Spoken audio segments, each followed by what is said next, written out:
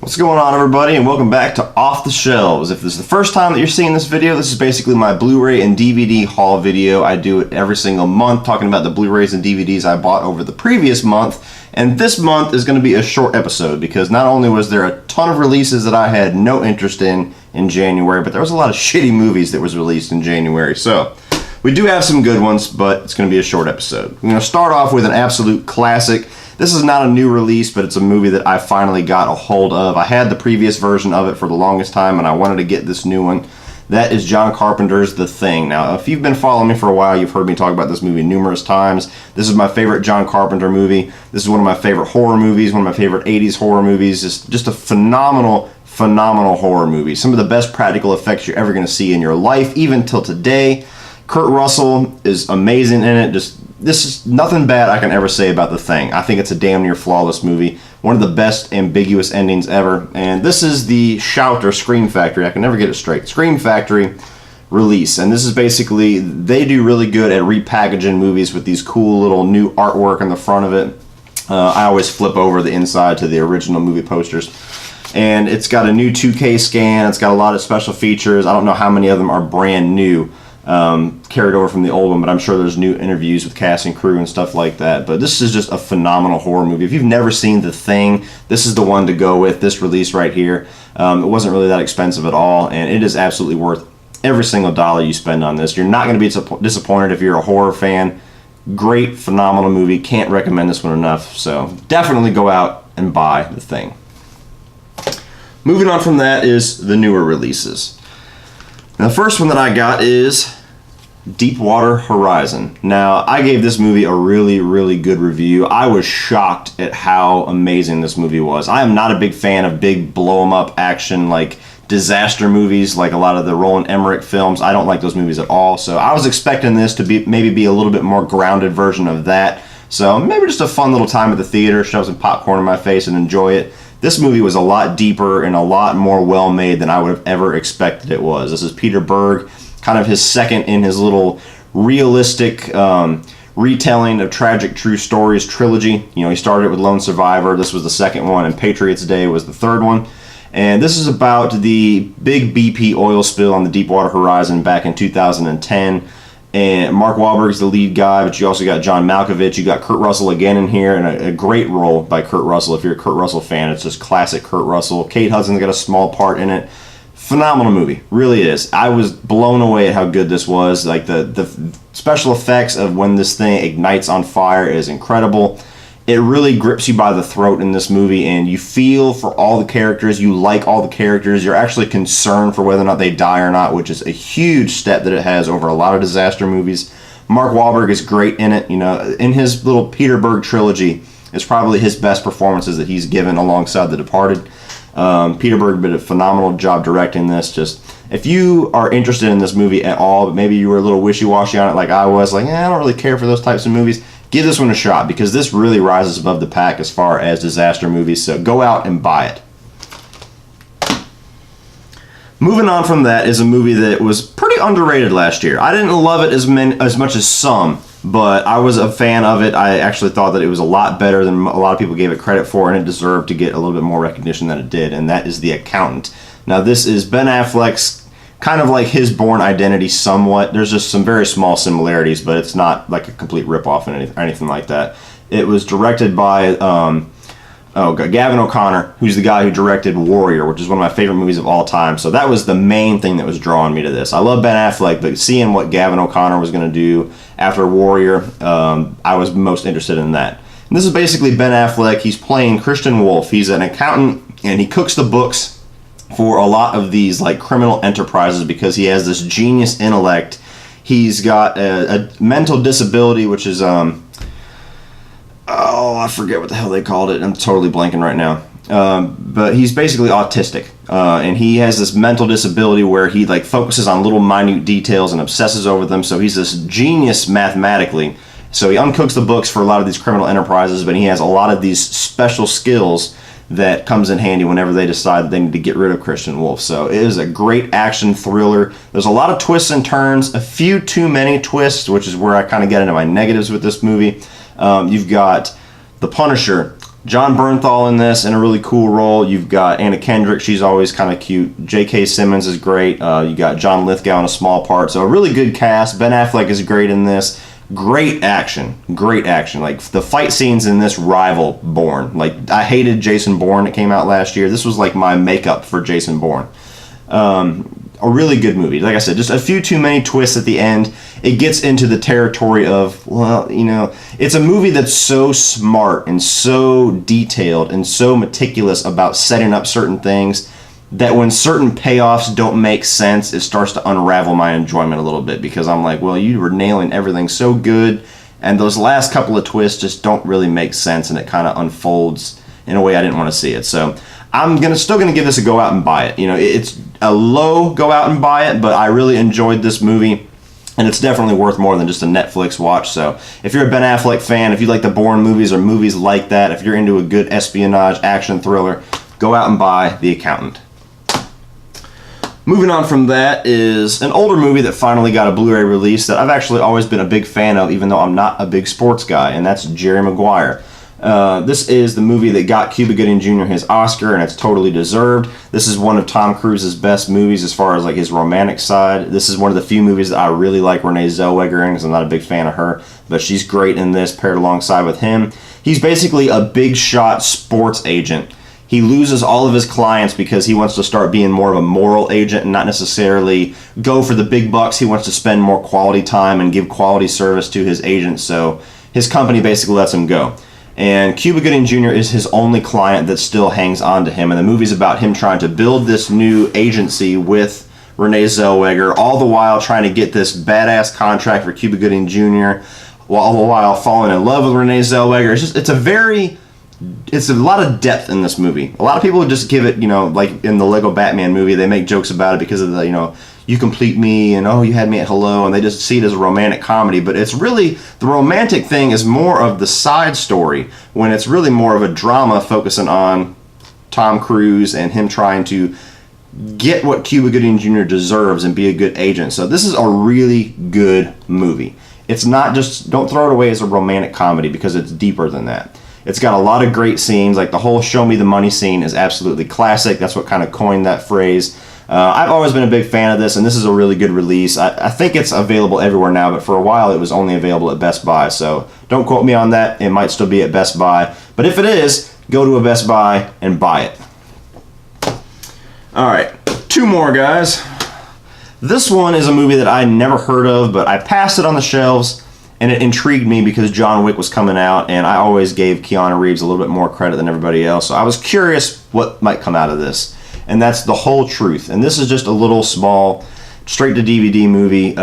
It's basically Keanu Reeves as this lawyer, and his client is this kid who is on trial for murdering his father. His father's played by James Belushi, which is the other main reason why I bought this, because I love James Belushi, but I have never, or Jim Belushi, and I have never heard anything from that guy since According to Jim ended. So I was curious about this, and this is kind of a different role for him. He's just got a small part in it, but it's different. He's not comedic at all. And Renee Zellweger is the mom. And it's basically just a procedural courtroom murder mystery. And it succeeds in some fronts and it fails in some fronts. Keanu Reeves isn't the most, you know, dramatic actor. Like I said in my John Wick review, he's an action star who's always kind of not always gotten the credit he deserves for his action roles when he doesn't have the most emotional depth. Renee Zellweger is okay in this. You can barely recognize her after all the plastic surgery, for Christ's sake. She's like a completely different actress. But it's a decent little movie. It's a decent watch. I didn't regret buying this or watching it. I wouldn't necessarily go out and shell the money for it, so I'm going to give this a check it out on Netflix if it is on Netflix. Just a decent little courtroom drama. Nothing wrong with it. Nothing really glaringly horrible about it. Just things that I've seen 100 times, done a little bit better before, but wasn't done poorly here. So intriguing movie, pretty decent performances, an interesting turn from Jim Belushi, and I hope we get to see more of him. But not a bad movie, so check it out on Netflix. And the last one is a movie that I was conflicted about buying, honestly, but my girlfriend's a huge fan of the first one, and don't hold that against her. Ouija: Origin of Evil. Now, I already had a review on this. It's on my channel. And I was blown away by the first 3/4 of this movie at how good it was. Because I walked in expecting, okay, the sequel to that horrible movie Ouija that came out a few years ago that they put out strictly because they wanted to sell it off the name Ouija. And it had very little to do with the damn board in the first place. So I expected nothing from this movie. And when I found out it was directed by the guy who directed Hush, he directed Oculus, I was like, okay, well, you know what? You might give me something interesting because he's a really good director. And this movie, like I said, surprised the hell out of me for the first 3/4. It's got this 1970s or 1960s setting, and they incorporate that into the way the movie is made. It opens up with one of them old-fashioned title cards. They actually put the little cigarette burns in the corner of the screen, what they used to use on projectors to let the projectionist know that he needed to change the reel. A lot of things about this, and that was a really cool stylistic thing they decided to do, just scream the 1960s. And they did it damn near flawless, because whenever they try to do that, I'm one of those people where I always focus in on everything, and like, I bet you I could find something in the background that's from the 90s or from the 2000s, or, you know, there's going to be an album out of place or a poster out of place. Me and my dad are bad about that. We'll see a movie like, oh, bullshit, that didn't come out till the 1970s. But they did it flawlessly in this, and it's got some pretty good creepy tone. It's got some pretty good performances, and you actually care about this family, which is something that, like I said in my review, this movie gets a lot of things right that most horror movies get wrong. Where it falls off the rails is in the climax, because it goes from this ultra-realistic 1960s perfection tone, and then it totally squanders that with these ridiculous CGI monsters and ghosts and apparitions and all these special effects that look fake, and the story just takes this weird turn at the end, and then you get the kid from E.T. who comes in. He's like a priest, and he's one of those guys in a scene where he just knows absolutely everything for some reason, so he has this long exposition scene where he has to explain everything that's going on in the movie so that they can quickly get to the climax. From the time that conversation happened to the end, I just totally fell off with this movie. I was like, oh my god, you had it and you fucked it up. So in my review, I gave it a see it on Netflix, and I'm going to stand by that here, even though I bought it. I bought it so my girlfriend could watch it because she likes the first one, and it wasn't a bad movie, so I could put this in and enjoy it. But it just really disappointed me with the way that it wrapped up, because this could have been one of the best horror movies this year if they had stayed the course on the tone that they had already had and the rules and that 1960s setup that they had, but they kind of squandered it for me. So check it out on Netflix. It's not a bad movie. It is miles better than the first one. But like I said, the last quarter of the movie just kind of fell off for me. So that's the last one, guys, as far as the movies. Now, as far as TV shows, I have one TV show that I bought in January. I don't have the physical copy in front of me to show you because somebody borrowed it and has not watched it or given it back yet. You know who you are. So all I have is my physical evidence that I bought it is my little Mr. Robot patch here. Here, if I could wear it there for the review, I would. Mr. Robot Season 2 came out in January. Now, Mr. Robot was a show that I did not watch on TV when it first came out. I got Season 1 because I was intrigued. I was in a little bit of a movie and TV rut when it came out last January, so I just wanted something different to watch. Bought the season, sat down, watched the first episode, hooked immediately. One of the coolest, most unique, and darkest and craziest things I've seen on TV in a long time. The first season to me was almost flawless. The second season, I waited until it was done before I watched it, because it's one of those shows that I don't think lends itself very well to an episode by episode, or really even a season by season base, and I'll get into that a little bit more in a second. So I wanted to watch it all, like binge watch it. I binged watch it. Loved Season 2 as well. Not quite as flawless as the first season, because they get a lot more complicated, a lot more in-depth with like the twists and the turns, and making even more questions than they had at the end of Season 1, while only answering really maybe one of the questions that was left over from Season 1. So now walking into Season 3, we have like miles of questions that we still don't have. But Season 2 focused on Elliot and his friends again. It's been a while since I watched it, so I don't remember all the characters' names. But, you know, his sister, the girl that he's always been really good friends with. And it basically focused on the fallout from Season 1, when he had that gigantic hack, and the FBI is trying to figure out where this F Society is coming from, who's leading it, where is their base of operations. You got Elliot trying to basically go into hiding because he has no idea what the fuck happened. Some spoilers if you haven't seen Season 1, but you probably would have clicked off by now if you haven't seen it. And then, you know, the whole thing with the weird fucking corporate guy from the first season just kind of disappearing. Again, I don't remember his name. All these mysteries is basically what it's about this season. You have Craig Robinson coming in as kind of like this mentor role for Elliot for a while, in a really dark turn for that actor. I mean, Craig Robinson, you think about Hot Tub Time Machine, you think about like the movies with James Franco, like This Is the End. He was really good this season in like this dramatic role. And he was kind of creepy at times too. So you have that. His friend who's kind of working her way up to E Corp is kind of getting slowly drug into that world. You have his sister who's basically the head of F Society now that Elliot is basically off in hiding, and you have kind of her struggles with trying to lead everybody. A really wild season. There's another big twist this season that everybody bitched that they could figure it out and it was obvious. I think those people were all over message boards, and we had maybe one lucky guy figure it out, and everybody just kind of claimed it as, oh, it was obvious. I didn't see that shit coming at all. And I've seen a lot of things, people. I can usually pick twists a mile away. I didn't see that coming at all. So as long as you're not all over the message boards or reading every single review that comes out for this show, I think it has a lot of surprises in store for you. There's just a lot of things that they did really good in season 2 that they did really good in season 1 as well. There's a really great episode that kind of has this weird 90s sitcom feel to it, and it makes sense in the context of the show. If I describe it to you now, it's going to sound weird and out of place, but it makes sense when you watch it. So just a lot of stylistic uniqueness in Mr. Robot. I think it's one of the best shows that's out right now. Like I said, season 2, not quite as good as season 1, but damn close. And my only issues with season 2 is that it's a very, very frustrating show to watch in pieces. It's frustrating as shit when you have season 1 and you have all these questions. So then you got to wait a year. If you wait like me until everything's done, you wait a year, and then the next January comes out, and then you have season 2. And only one of the plethora of questions you had in season 1 gets answered, and then you have all these other questions that get stacked on top of it. So now you have this gigantic stack of questions that you're moving over and saving in a little safe space until season 3 comes out a year from now.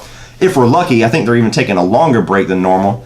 And it's just a frustrating show because they keep you in the dark about so much of the truth and the reality and what's going on that it's almost agonizing to get through without having the entire series in front of you. And that's the only disadvantage this show has, being on a basic cable like USA instead of something like Netflix. If it was on Netflix and you could release the entire season at once, it would be better for your enjoyment. If it was on something like that where they could release multiple seasons, or at least release them quicker, you get them produced and directed quicker, it would be better. It'd be easier to swallow. But it's just a very, very difficult show to watch in piecemeal because there are so many questions. And God forbid, if season 3, I mean, there was a lot of backlash in season 2 about unanswered questions. If season 3 leaves a lot of these questions unanswered and stacks on even more, I think people might drop off this show. It's unfortunate. I don't want to see that happen because I love this show and I want to see it go through to its creative end. I don't want it to get chopped off because of ratings. But one of the best shows out there. If you haven't seen Mr. Robot, definitely see season 1 if you haven't. But if you saw season 1, was curious about season 2, maybe was a little bit wishy-washy because of the reception of it, check out season 2. I think it's damn near as good as season 1, and I'm really excited for season 3. So go out and buy Mr. Robot season 2.